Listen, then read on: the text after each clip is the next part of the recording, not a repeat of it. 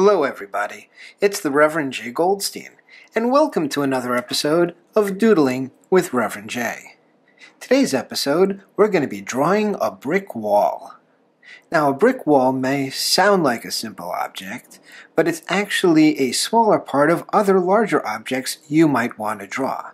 For instance, you might want to draw a castle, or a schoolhouse, or maybe you'd like to draw a really large brick wall. Well, to do that, you're going to have to be able to draw a brick wall, which we're going to do right now. Now, a brick wall, like any wall, is wall-shaped. So we're going to want to start with a large rectangle, something like that. The next thing we're going to want to do is create the rows for the bricks, because all of those are going to be even. So we'll make a couple of horizontal lines, and we'll try to be as even as possible. Because bricks are fairly standard. That's a brick joke, if anybody got that.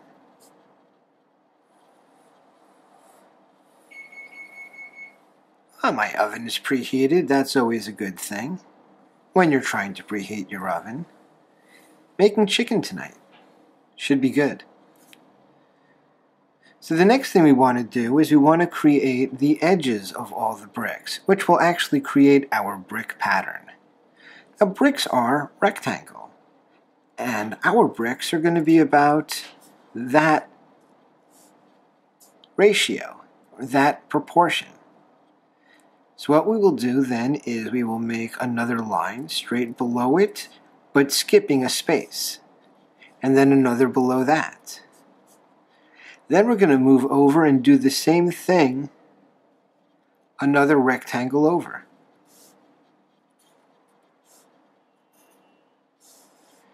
And we will repeat it again, all the way across our brick wall. And don't worry if this isn't perfect, especially if your brick wall has loads and loads of rows. It can look quite nice if the pattern is a little bit off, as ours will be, I guarantee it. The next thing we want to do is make the alternating rows by creating lines in between the lines we drew on the rows that we haven't drawn in yet. Just like I just did. And I'm doing again. Now, whenever possible, a good thing to do is to draw from up to down, because that's the way you have the most control over your pen. Now, remember to keep this pattern going. You can see how very, very uneven my rows are now that we've got everything down. But that's okay.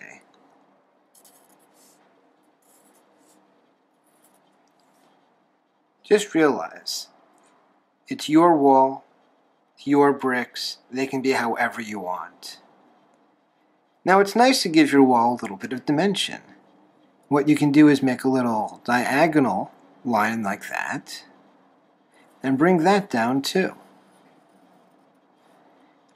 The next thing you want to do is match this diagonal line and connect all of these lines across. And that'll make it look like the ends of the bricks. A nice thing we can do at this point is draw a little bit of grass again at the bottom of this brick wall. Just like we did with the tree and the mushroom, this gives the brick wall a place to be. It's in the grass. You can even draw a little flower if you want by drawing a little line in a circle. You know how to draw this kind of flower already, probably. You've probably drawn tons of them. And, ta-da, we have a brick wall.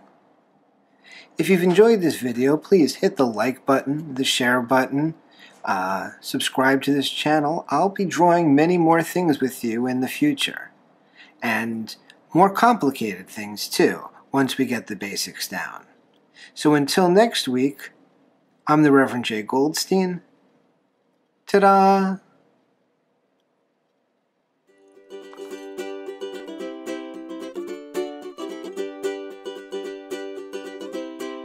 Welcome to Draw Tip Tuesday. Today we're going to use watercolor paper, a water-resistant pen, I am using a Uniball rollerball pen, and watercolors.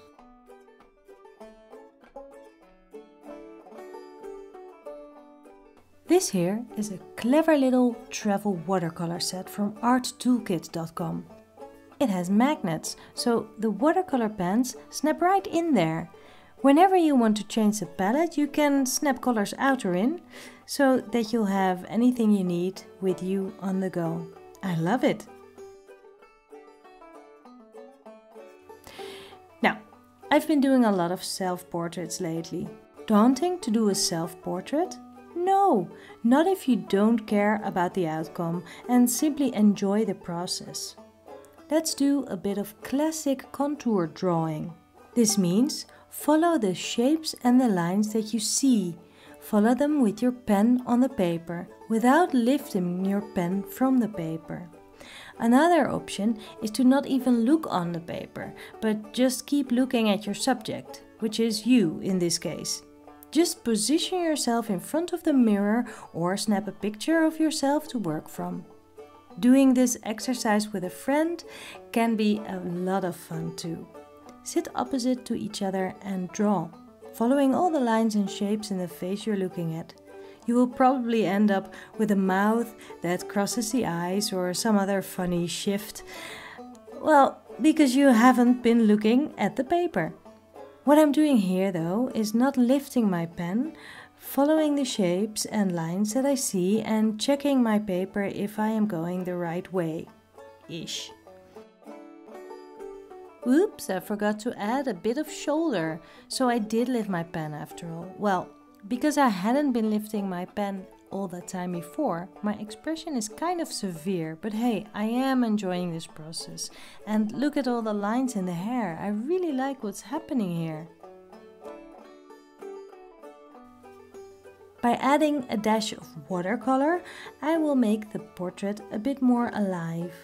I make sure to keep it loose and not make it a neatly filled coloring page, because I feel that's just not a fitting style. I've made myself look like an old lady, but who cares? Ah well, it's my birthday next week, so I better wake up and smell the coffee. This is probably what I'll be looking like in a while anyway.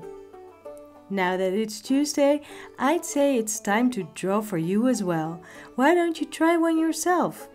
I speeded this video up, but really it took me only 10 minutes altogether. Have fun! And if you can't get enough, it's not too late to join my online awesome art journaling workshop. Find out more on my website, koosjekoene.nl. Maybe I'll see you in class!